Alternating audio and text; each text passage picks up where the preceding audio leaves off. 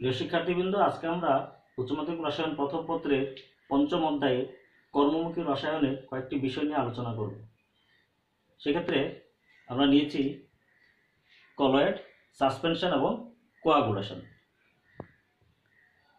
এগুলো বোঝার জন্য আমাদেরকে সবচেয়ে প্রথমে যেটা দরকার সেটি হলো দ্রবণ কি বা মিশ্রণ কি, সেগুলো আমরা আগে প্রথমে জেনে নিই। আমরা সকলেই একদম ছোট ক্লাস থেকেই মিশ্রণ সম্পর্কে জেনে আসছি। সত্যি অর্থে মিশ্রণটি কি? মিশ্রণ হলো দুই বা ততোধিক পদার্থের একত্রে সমাবেশ, যেখানে প্রত্যেকটি উপাদান তাদের নিজ নিজ ধর্ম বজায় রেখে অবস্থান করে, সেটি হলো মিশ্রণ।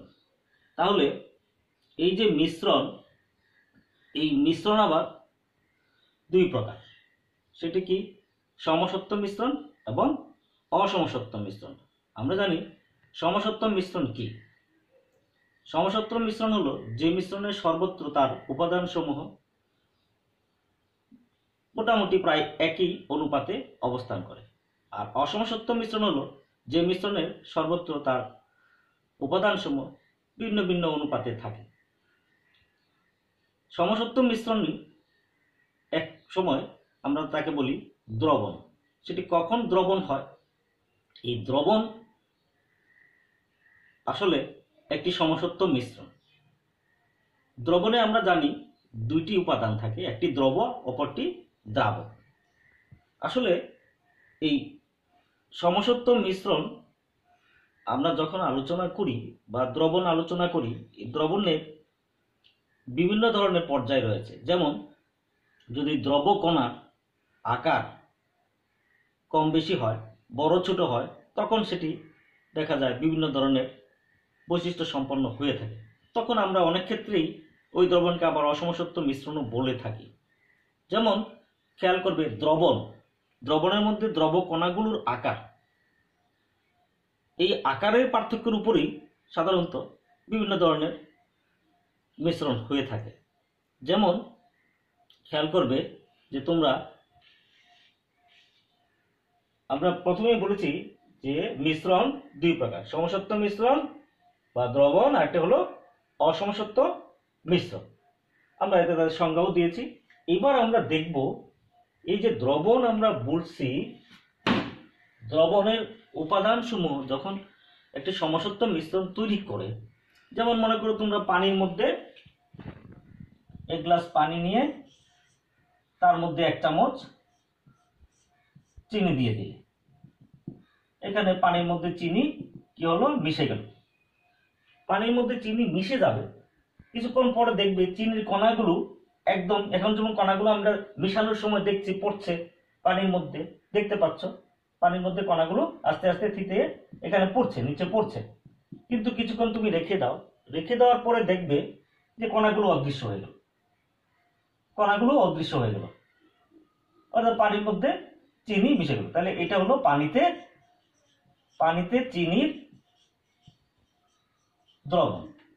এই যে পানিতে চিনির দ্রবণ, এখানে ছিল পানি একটি উপাদান, আরটি ছিল চিনি।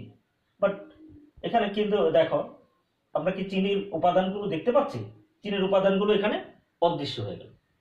এই যে চিনির অদৃশ্য হয়ে গেল, কেন অদৃশ্য হয়ে গেল? এই কণাটার আকার, অর্থাৎ কণাটার আকার এত ছোট যে আমরা কণাটার আকার আমাদের চোখে দৃশ্যমান হচ্ছে না। তাহলে এই কণাটার আকারের উপর ভিত্তি করে আমরা বলছি এটি হলো একটি সমসত্ব মিশ্রণ। উপাদান সমূহের অনুপাত সর্বত্র একই অনুপাতে মিশে আছে এবং সেখানে দুইটি উপাদানের পার্থক্য আলাদা করা যাচ্ছে না। একটি উপাদান চিনি, তাকে দেখাই যাচ্ছে না, সেটি অদৃশ্য। এই কণাটির আকার এত কম বলে সেটিকে দেখা যাচ্ছে, এমনকি তাকে ইলেকট্রন মাইক্রোস্কোপেও দেখা যায় না।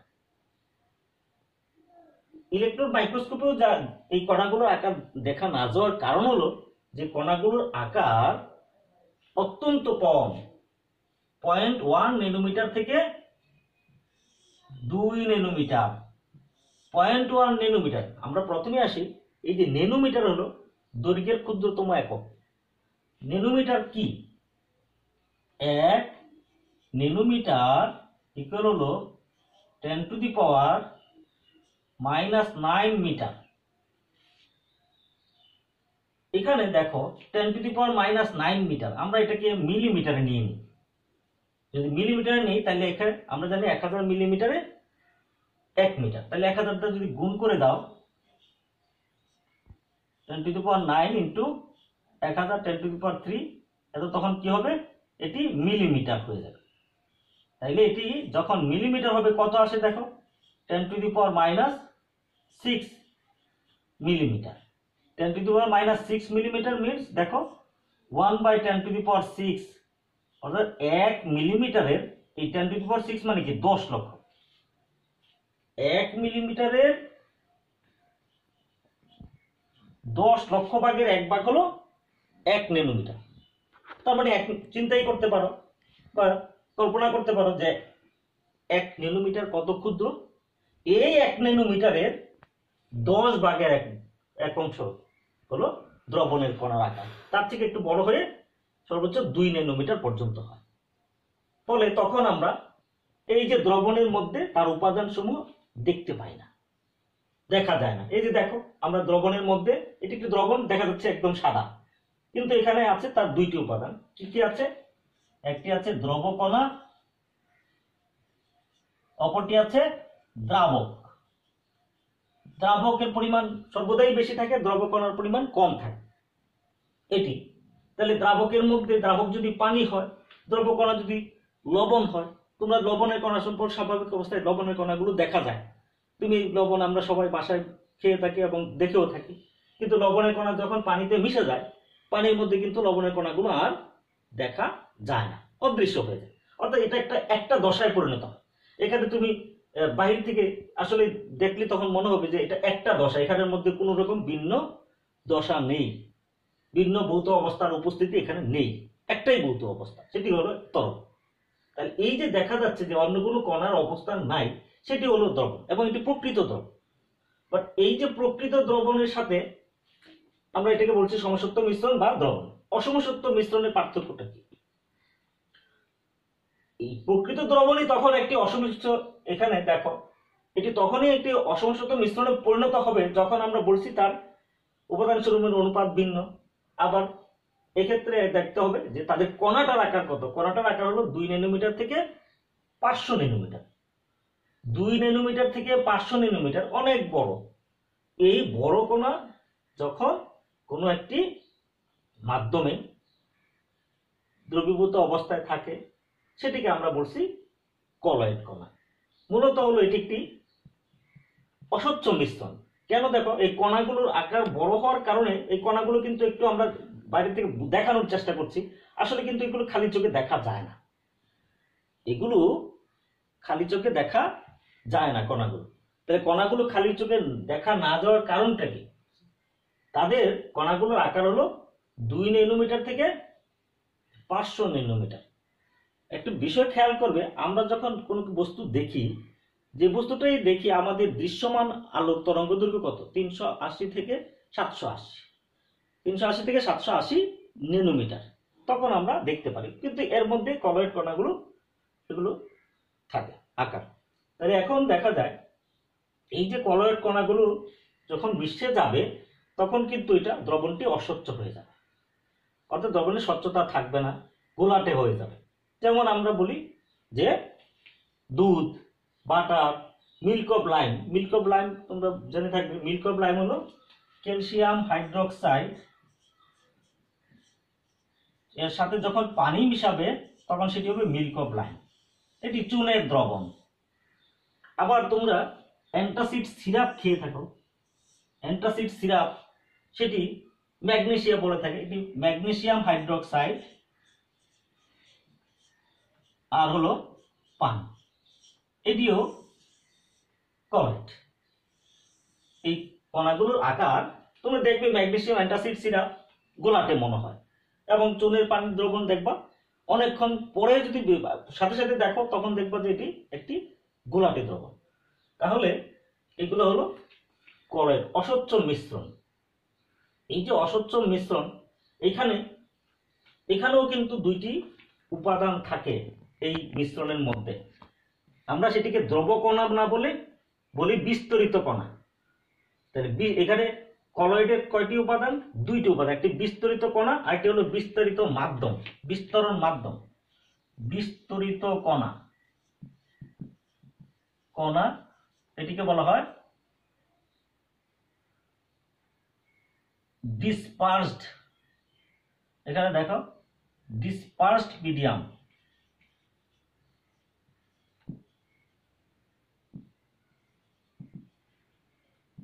এটা হলো ডিসপারশন মিডিয়াম। ডিসপারশন মিডিয়াম এটিকে বলা হয় বিস্তরণ মাধ্যম। বিস্তরণ মাধ্যম, এটি পানিও হতে পারে। বিস্তরণ মাধ্যম, বিস্তরণ মাধ্যমের পরিমাণ বেশি থাকে, বিস্তরিত কণার পরিমাণ কম থাকে। এই বিস্তরিত কণা এটি আলট্রা মাইক্রোস্কোপে দেখা যায়, সাধারণ মাইক্রোস্কোপে দেখা যায় না। হ্যাঁ, এইখানে দেখো আমরা লিখেছি যে দ্রবণ স্বচ্ছ মিশ্রণ আর কলয়েড অস্বচ্ছ মিশ্রণ। দ্রবণের মধ্যে দ্রবকণা অদৃশ্য, দ্রবকণা দেখা যায় না, আলট্রা মাইক্রোস্কোপে দেখা যায় না, এটি আলট্রা মাইক্রোস্কোপে দেখা যাবে। এখানে আরেকটা জিনিস খেয়াল রাখো, সাসপেনশনটা কি? আমরা দেখেছি যে কলেরা ভ্যাকসিন, পানির মধ্যে যে কাদার মিশ্রণ, এটি অনেক সময় রেখে দিলে পানিতে কাদা স্বচ্ছ হয়ে যায়। হ্যাঁ, কিন্তু প্রাথমিক অবস্থায় এটি ঘোলাটে থাকে। রক্ত অনেকক্ষণ রেখে দিলে বা থিতালে এটি থিতিয়ে পড়ে। কলেরা ভ্যাকসিন ঠিক একই রকম, এটা ঝাঁকিয়ে নিতে হয়। এখন দেখো এগুলোকে বলা হচ্ছে সাসপেনশন। সাসপেনশনের আকার কি? 500 ন্যানোমিটারের চেয়ে বেশি, কারণ 500 ন্যানোমিটার পর্যন্ত হলো কলয়েড। এটি 500 ন্যানোমিটারের চেয়ে যখন আকারটা বেশি হবে সেটি হলো সাসপেনশন। সাসপেনশনের উদাহরণ কি আমরা বলছি? রক্ত, পানিতে কাদার মিশ্রণ, কলেরা ভ্যাকসিন ইত্যাদি। এখন এই যে পানিতে কাদার মিশ্রণ, রক্ত, এগুলো তুমি যদি দেখো পানির মধ্যে কাদা কিন্তু কিছুটা দৃশ্যমান, তাহলে দ্রবকণা বিস্তারিত কণা সাধারণ মাইক্রোস্কোপে দেখা যায়। এবার দ্রবণের মধ্যে এই যে ব্রাউনীয় গতি, দ্রবকণার ব্রাউনীয় গতি নাই। ব্রাউনীয় গতি নাই মানে কি? এখানে খেয়াল করবে যে দ্রবকণার আকার তো অনেক ছোট, সেটি কত? 0.1 ন্যানোমিটার থেকে 2 ন্যানোমিটার। কিন্তু দ্রবকণার আকার যখন এই 2 ন্যানোমিটারের চেয়ে 500 ন্যানোমিটার হয়, তখন এই কণাগুলো, এই যে বিস্তরিত কণাগুলোকে, বিস্তরণ মাধ্যমের কণাগুলো অনবরত অবিরাম তার উপর সংঘর্ষ করে তাকে ধাক্কায় একদিকে ধাবিত করে। তখন কণাটি ইতস্তত ভ্রমণ করতে থাকে। সেটি আমরা একটি চিত্রের মাধ্যমে দেখাই, তাহলে বুঝতে পারবে। এই যে দেখো, এখানে একটি কণা, এখানে বিস্তরণ মাধ্যম, এটি বিস্তরণ মাধ্যম। এই কণাটিকে এই যে ধাক্কাচ্ছে, এদিকে ধাক্কাচ্ছে, কণাটি এদিকে চলে আসলো, আবার কণাটি এদিকে চলে আসলো, আবার কণাটি এদিকে চলে আসলো, আবার কণাটি এদিকে চলে আসলো, আবার কণাটি এদিকে চলে আসলো, আবার কণাটি এদিকে চলে আসলো। এরকম ইতস্তত ভ্রমণ করতে থাকে। এইখানে এটিকে বলা হয় ব্রাউনীয় গতি। কেন ব্রাউনীয় গতি বলা হচ্ছে সেটি হলো আবিষ্কারকের নাম অনুসারে এটিকে বলা হয় ব্রাউনিয়ান মোশন।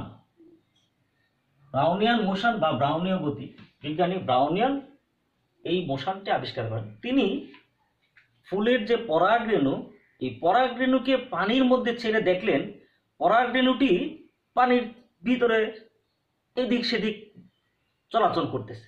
এটি যেতেই আছে, থামছে না, অনবরত গতিশীল। এই যে অনবরত গতিশীল পানির কণাটি, পানির এই পানির মধ্যে পোলেন কণাটির এই গতিটি থামছে না, কিন্তু এটি সর্বদাই গতিশীল এবং সেটি অনবরত সে চলছে। তিনি তখন এটি পর্যবেক্ষণ করেন এবং এর নাম দেন ব্রাউনিয়ান মুভমেন্ট বা ব্রাউনিয়ান মোশন। আবিষ্কারকের নাম অনুসারে এই কণাটির নাম হলো ব্রাউনীয় গতি বা ব্রাউনিয়ান মুভমেন্ট।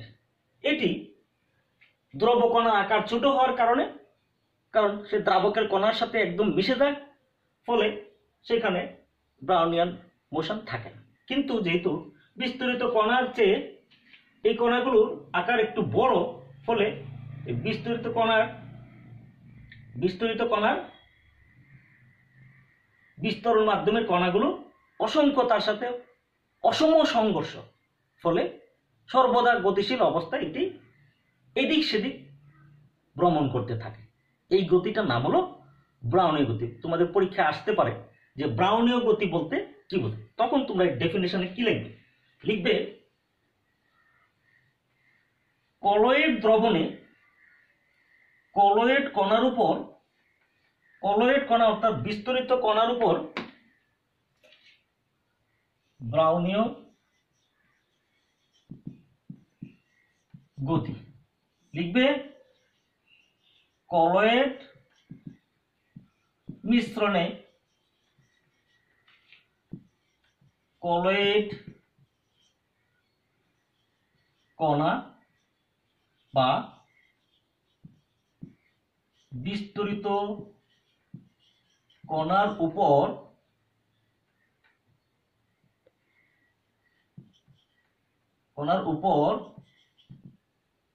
বিস্তরণ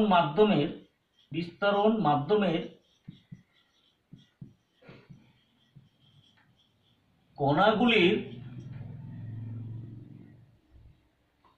অবিরাম অসম সংঘর্ষের ফলে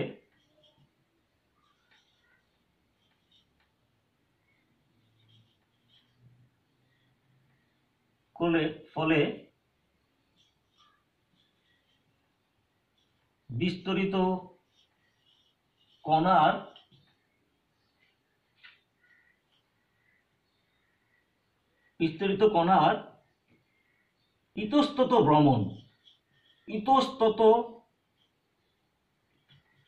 ইতস্তত ভ্রমণকে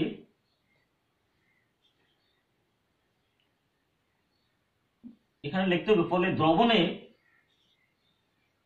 বা মিশ্রণে, যেটা আমরা আগে লিখেছি, স্তরিত কণা ইতস্তত ভ্রমণকে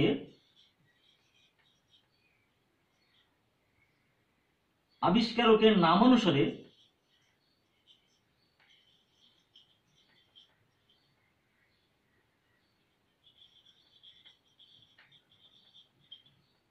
ব্রাউনীয় মুভমেন্ট বলে, ব্রাউনীয় মুভমেন্ট বা ব্রাউনীয় গতি বলে। এটি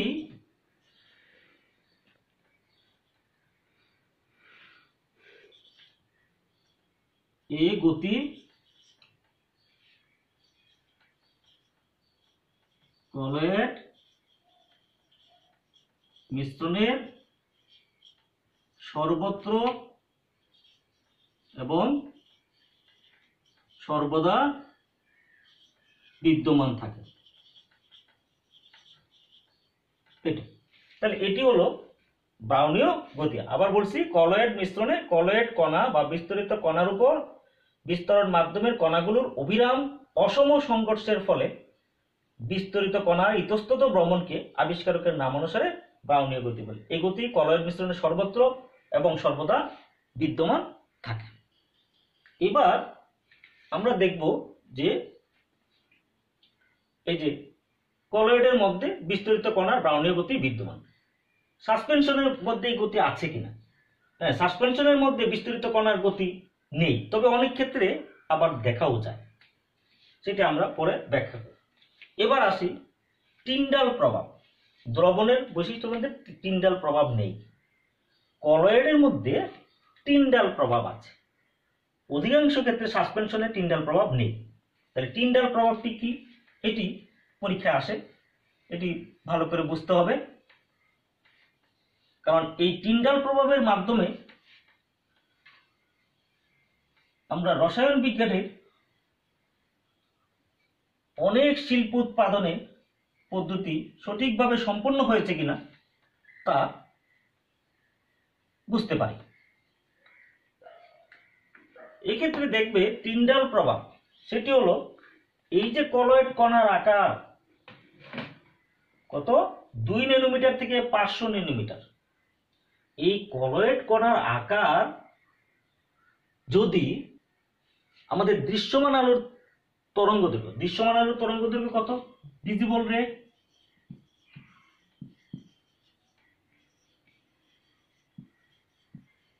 দৃশ্যমান আলোর তরঙ্গ দৈর্ঘ্য কত, সামগ্রিক রেঞ্জ হলো 380 ন্যানোমিটার থেকে 780 ন্যানোমিটার পর্যন্ত আলোর তরঙ্গ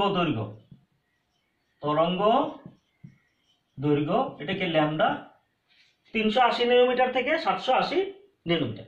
এই 380 ন্যানোমিটার থেকে 780 ন্যানোমিটার এর অর্ধেকের এই তরঙ্গ দৈর্ঘ্যের এই যে দৈর্ঘ্য, এই দৈর্ঘ্যের অর্ধেকের আকারের চেয়ে যদি কলয়েড কণার আকার একটু বড় হয়, খেয়াল করো, অর্থাৎ তুমি খেয়াল করে দেখো এটা তো অর্ধেক করো, সর্বনিম্ন কত হতে পারে 100, এখানে 190 ধরে নাও, এর চেয়ে একটু বড় মানে কি 200 ন্যানোমিটার। অর্থাৎ কলয়েড কণার আকার যদি 200 ন্যানোমিটারের চেয়ে বড় হয়, 200 ন্যানোমিটারের চেয়ে বড় হয়, তখন এর উপর যদি আলোক রশ্মি আপতিত করা হয়, দৃশ্যমান আলোক রশ্মি আপতিত করা হয়, সেটা আমরা দেখাচ্ছি। এরকম একটি দ্রবণের মধ্যে কোনো একটি সোর্স থেকে আমরা এখানে আলো পাঠাই, কোন একটি সোর্স থেকে এখানে আমরা একটা অপটিক্যাল সোর্স বা যে কোনো একটা সোর্স থেকে আলো পাঠাবো, কোথায়, কলয়েড মিশ্রণের মধ্যে। তখন দেখা যায় এই যে কণাগুলো থেকে আগুনের এই যে আলোক বিচ্ছুরিত হচ্ছে, কণাগুলো থেকে আলো বিচ্ছুরিত হচ্ছে, স্টার দিয়ে দেখায়। এই যে কণাগুলোর উপর আলো পড়ার কারণে তারা ওই আলোটা শোষণ করে। এই যে দৃশ্যমান আলো, তার আকারটা হইতে হবে কার, কলয়েড কণার আকার হইতে হবে 2 ন্যানোমিটার থেকে 500 হলে হবে, পুরাটা না, সেটা হলো 2 থেকে 200 ন্যানোমিটার পর্যন্ত পারবে না, কিন্তু 200 ন্যানোমিটারের উপরে যদি তোর আকার হয়, 200 ন্যানোমিটার থেকে 500 ন্যানোমিটারের মধ্যে, 200 ন্যানোমিটার থেকে 500 ন্যানোমিটার পর্যন্ত, এই যে আবার এখানে লিখে দিচ্ছি ভালো করে, 200 ন্যানোমিটার থেকে 500 ন্যানোমিটার পর্যন্ত এই আকারে কলয়েড কণার উপর আলোক রশ্মি আপতিত হলে ওই কণাগুলো আপতিত আলোক রশ্মি শোষণ করে তার চেয়ে, যেই বর্ণের আলোক রশ্মি শোষণ করবে তার চেয়ে ক্ষুদ্রতর আলোক রশ্মি বিকিরণ করবে। তার চেয়ে ক্ষুদ্রতর আলোক রশ্মি যখন বিকিরণ করবে, যেমন 200, সে যদি এখন খেয়াল করে দেখো 380 থেকে তোমার কত 380 থেকে 424 পর্যন্ত আলোক রশ্মি শোষণ করে, তাহলে তার চেয়ে নিচের তরঙ্গ দৈর্ঘ্যের আলোক রশ্মি বিকিরণ করবে। তাই এই যে নিচের তরঙ্গ দৈর্ঘ্যের আলোক রশ্মি যখন বিকিরণ করবে, সেটা তো আমরা খালি চোখে দেখবো না। 380 থেকে নিচের আলোক রশ্মি, তরঙ্গ দৈর্ঘ্য বিশিষ্ট আলোক রশ্মির যদি সে আলোক বিকিরণ করে, সেটি আমরা খালি চোখে দেখবো না। তাহলে সেটি দেখার জন্য কি দরকার, আলট্রা মাইক্রোস্কোপ দেখা। সে আলট্রা মাইক্রোস্কোপে তখন ওই আলোক রশ্মি, সে আলোক রশ্মি পড়লে আলোক রশ্মি বিচ্ছুরণ করবে, কি করবে, আপতিত আলোক রশ্মি প্রথমে শোষণ করে এর ক্ষুদ্রতর তরঙ্গ দৈর্ঘ্যের আলোক রশ্মি সে তখন বিকিরণ করবে। তো ক্ষুদ্রতর তরঙ্গ দৈর্ঘ্যের আলোক রশ্মি যদি সে বিকিরণ করে, আমরা বলছি 380 থেকে ধরে নাও 424 নীল বর্ণের আলোক রশ্মি সে শোষণ করলো, তাহলে তার চেয়ে নিচের আলোক রশ্মি যখন সে বিচ্ছুরণ করবে, সেটি আমরা খালি চোখে দেখবো না, সেটি দেখার জন্য ইলেকট্রন মাইক্রোস্কোপ। সেই জন্য ইলেকট্রন মাইক্রোস্কোপে এই দ্রবকণা বা বিস্তারিত কণাগুলো কলয়েড মিশ্রণে এগুলো কি দেখা যাবে। এই যে প্রভাব, এই যে আলোক বিচ্ছুরণ করে, এই প্রভাবটাকে বলা হয় টিন্ডাল প্রভাব। এটিকে কি বলা হয়, টিন্ডাল প্রভাব। তাহলে টিন্ডাল প্রভাবের ডেফিনেশন কি হবে, এটি পরীক্ষায় আসে, এটি তোমরা লিখে রাখবে। টিন্ডাল প্রভাব, টিন্ডাল প্রভাব এটিকে বলা হয়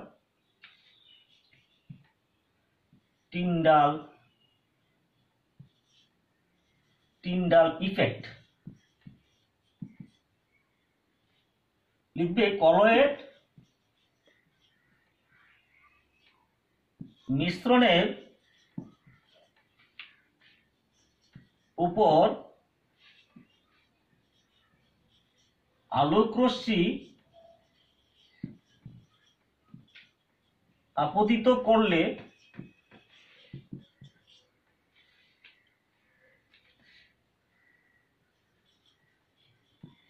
কলয়েডের বিস্তরিত কণা এই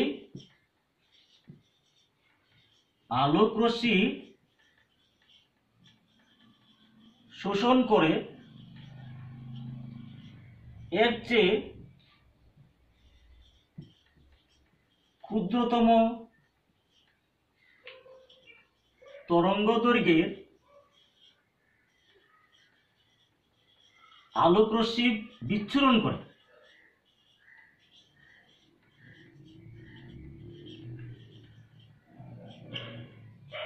আলোকরশ্মি কলয়েড কণার আলোকরশ্মি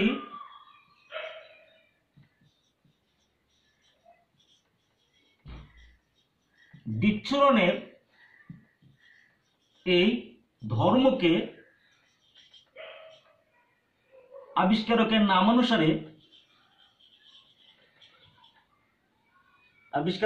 নামানুসারে টিন্ডাল প্রভাব বলে। কারণ বিজ্ঞানী টিন্ডাল এটি আবিষ্কার করেছে, টিন্ডাল প্রভাব বলে। তো এটি কলয়েড কি হলো, টিন্ডাল। আবার বলছি সংজ্ঞাটি, কলয়েড মিশ্রণের উপর আলোকরশ্মি আপতিত করলে কলয়েডের বিস্তারিত কণা এই আলোকরশ্মি শোষণ করে এর ক্ষুদ্রতম তরঙ্গদৈর্ঘ্যের আলোকরশ্মি বিচ্ছুরণ করে। কলয়েড কণার আলোকরশ্মি বিচ্ছুরণের এই ধর্মকে আবিষ্কারকের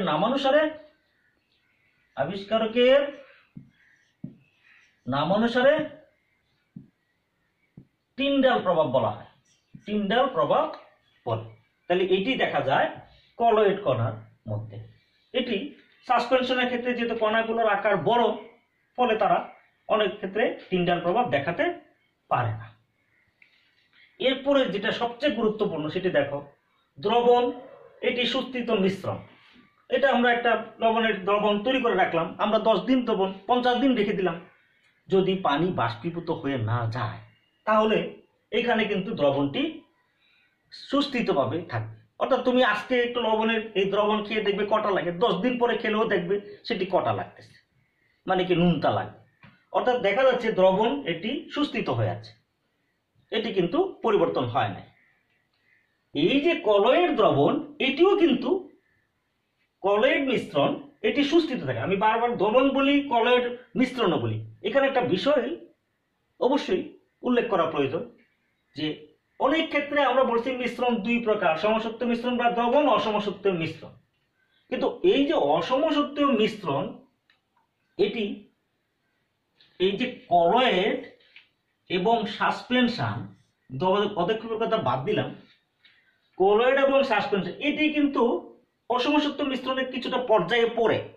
অনেক ক্ষেত্রে দেখবে এরকম সংজ্ঞাও দেওয়া হয় যে কলয়েড হলো একটি বিশুদ্ধ দ্রবণ এবং অসমসত্ব মিশ্রণের মধ্যবর্তী সাম্যাবস্থা। বিশুদ্ধ দ্রবণ এবং অসমসত্ব মিশ্রণের সাম্যাবস্থা। কারণ কি, সেটা এই যে দ্রবণ, এই যে তার মিশ্রণটি সুস্থিত থাকে, সে কিন্তু আলাদা হয়ে যায় না, তার বিস্তরিত কণা বিস্তরিত মাধ্যম থেকে আলাদা হয়ে যায় না, সহজে আলাদা হয়ে যায় না। হ্যাঁ, সেখানে যেমন আমরা দেখি দুধ স্বাভাবিক অবস্থায় রেখে দিলে অনেক দিন দুধ থাকবে। দুধের মধ্যে, দুধটি কেন বলে, দুধের মধ্যে হলো এখানে বিস্তরণ মাধ্যম হলো পানি, আর হলো বিস্তরিত কণা হলো চর্বি এবং প্রোটিনের কণা। ভাটার এর ক্ষেত্রে হলো বিস্তরিত কণা হলো পানি, আর বিস্তরণ মাধ্যম হলো চর্বির ঢেলা। এটি একটু খেয়াল করে বুঝতে হবে। দুধের মধ্যে আমরা বলছি দুধ একটি কলয়েড। আমরা এরপরে কলয়েডের ডেফিনেশনে আসবো যখন, তখন বুঝতে পারবে আরো ক্লিয়ার। খেয়াল করবে, দুধ স্বাভাবিক অবস্থায় দুধ কি আমরা দেখি, দুধের মধ্যে থাকে বিস্তরিত কণা। বিস্তরিত কণা হলো কি চর্বি এবং প্রোটিন, অনেক প্রোটিন থাকে দুধে। তারপরে হলো বাটার বা ঘি, তোমরা খেয়েছো, এটা দেখবে এর মধ্যে হলো এটা হলো বিস্তরণ মাধ্যম, হলো বিস্তরণ মাধ্যম পানি। আর বাটারের মধ্যে বিস্তরিত কণা, কণা হলো পানি। এর মধ্যে বেশি যেটা থাকে সেটা হলো বিস্তরণ মাধ্যম, মাধ্যম হলো চর্বির ঢেলা।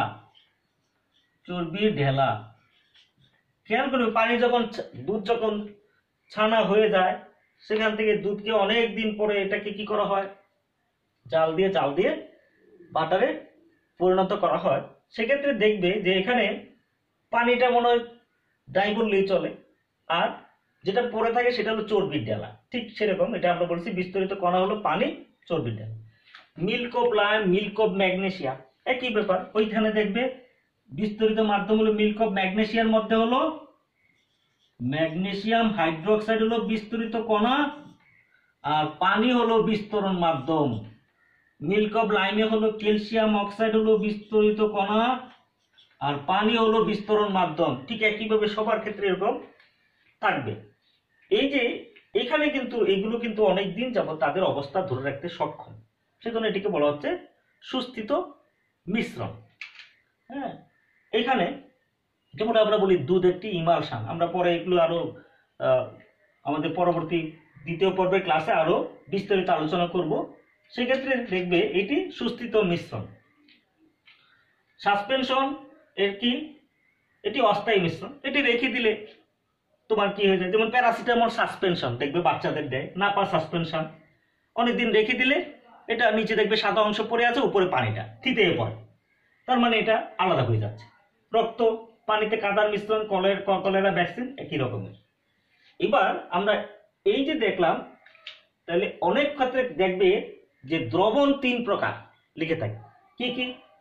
প্রকৃত দ্রবণ লেখে এটিকে লেখে প্রকৃত দ্রবণ, কলয়েড, সাসপেনশন, 3 প্রকার। কিন্তু মূলত কিন্তু এটা আসলে দ্রবণ না, সাসপেনশনও দ্রবণ না, সে তো আলাদা হয়ে যাচ্ছে, আলাদা হয়ে যায়। এখান থেকেও তাকে আলাদা করা সম্ভব, বিস্তারিত কণাকে বিস্তারিত মাধ্যম থেকে আলাদা করা সম্ভব, কিন্তু সে অনেকদিন পর্যন্ত অন্য উপায়ে তাকে আলাদা করতে হয়, কিন্তু স্বাভাবিক উপায়ে আলাদা হয় না। কিন্তু এক্ষেত্রেও সে অনেকদিন আপনার স্থির থাকে, রাসায়নিক প্রক্রিয়া ছাড়া একে ভৌত প্রক্রিয়ার মাধ্যমে একে আলাদা করা যায়। এদের উপাদানকে ভৌত প্রক্রিয়া, কিন্তু এদের উপাদানগুলোকে ভৌত প্রক্রিয়ার মাধ্যমে কি অনেক ক্ষেত্রে আলাদা করা যায় না। সেক্ষেত্রে অনেক সময় রাসায়নিক প্রক্রিয়া প্রয়োগ করতে হয় অনেক ক্ষেত্রে। তাহলে এখানে দেখবে, এই জন্য আমরা বলছি মিশ্রণ 2 প্রকার, সমসত্ব মিশ্রণ, অসত্ব মিশ্রণ। এবং অসমসত্ব মিশ্রণ হলো 3 প্রকার ধরা হয়: কলয়েড, সাসপেনশন, অদিক। কখনো এটা হাজারি সাইডের বই এরকম উল্লেখ করা আছে, আবার অন্যান্য বইয়ে দেখবে লেখা আছে মিশ্রণ 3 প্রকার: প্রকৃত দ্রবণ, কলয়েড, সাসপেনশন। যাও তোমরা এগুলো ভালো করে বুঝে নিবে। এবার আমরা আসবো, এই যে আমরা কলয়েডের কথা আলোচনা করলাম, তাহলে কলয়েড কি? কলয়েড কণার আকার 2 ন্যানোমিটার থেকে 500 ন্যানোমিটার। এটি একটি অস্বচ্ছ মিশ্রণ। এর মধ্যে দ্রব কণা, বিস্তরিত কণা আল্ট্রা মাইক্রোস্কোপে দেখা যায়। বিস্তরিত কণার ব্রাউনীয় গতি বিদ্যমান, টিন্ডাল প্রভাব দেখা যায়, সুস্থিত মিশ্রণ ইত্যাদি। তাহলে এবার আমরা কলয়েডের সংজ্ঞাটা কি হবে আমরা এটি ভালো করে লিখবো, পরীক্ষায় আসে কলয়েড কি।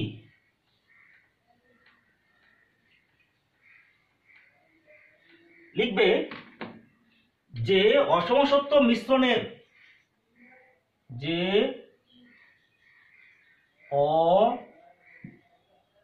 সমসত্ব মিশ্রণে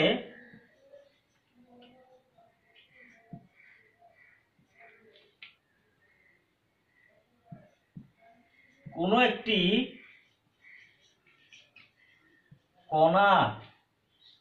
কণার সেটি হতে পারে কঠিন, হতে পারে তরল এবং গ্যাসীয় কণাও হতে পারে। গ্যাসীয় কণার আকার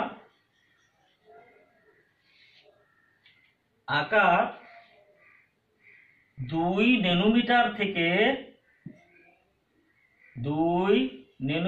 থেকে 500 ন্যানোমিটার মিশ্রণে কোন একটি কণার আকার হলে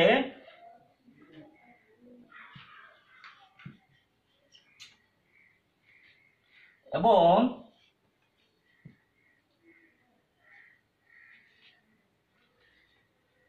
মিশ্রণটি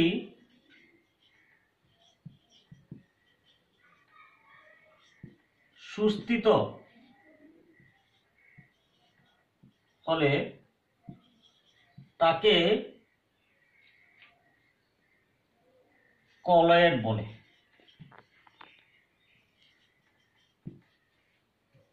কলয়েডের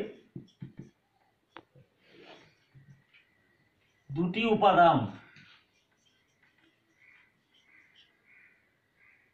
একটি হলো বিস্তরিত কণা, এটি কঠিন হতে পারে, এটি তরল হতে পারে, এটি গ্যাসীয় কণা হতে পারে।